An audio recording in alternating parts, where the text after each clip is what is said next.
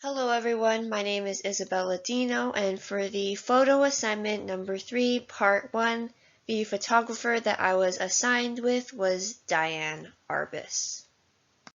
And here we have a photo of the famous street photographer Diane Arbus. So let's first take a look and see who Diane Arbus was. Diane Arbus was an American photographer who was most known for her iconic black and white portraits and street photography during the 1960s and 70s.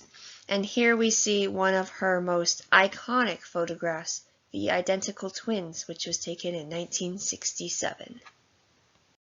Let's now take a look at some of the elements Diane Arbus used in her street photography that separated her from other photographers. Diane Arbus often photographed people that were considered to be on the edge of society, and this included the mentally ill, transgender people, and circus performers.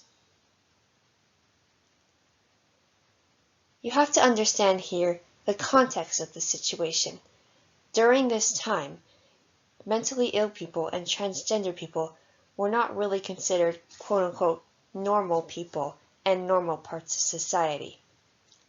Photographers often photograph things that their viewers would love to see, such as lovely views and lovely places and people. But Diane Arbus didn't care what people thought. She wanted to photograph and capture moments and things that society that people didn't always get to see.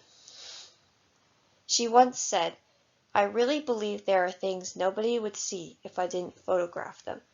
And in this quote, she's talking about the rawness and the realness of society and of these people that people often didn't like to talk about or think about, but they were there.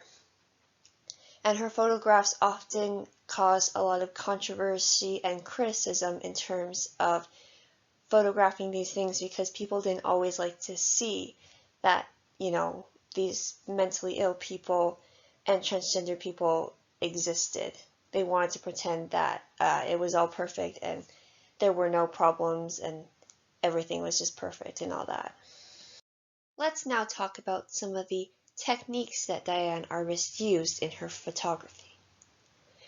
Diane Arbus applied the techniques of documentary and photojournalistic photography to represent real-life subjects in their natural environments.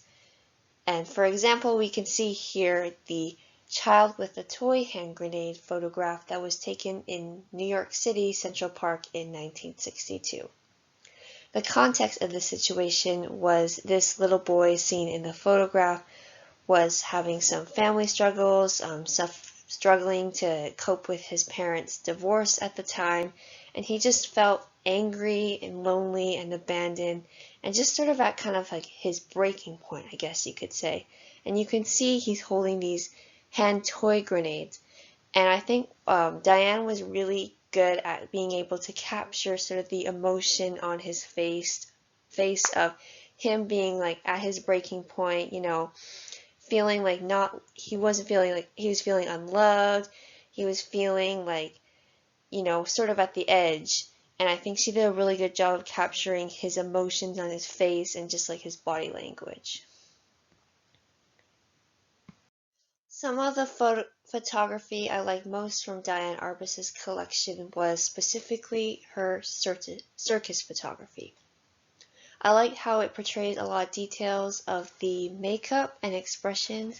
I think she did a really good job of portraying, like you can see the clowns' reaction and their facial expressions, and you can also see the details, like the fine details of the makeup.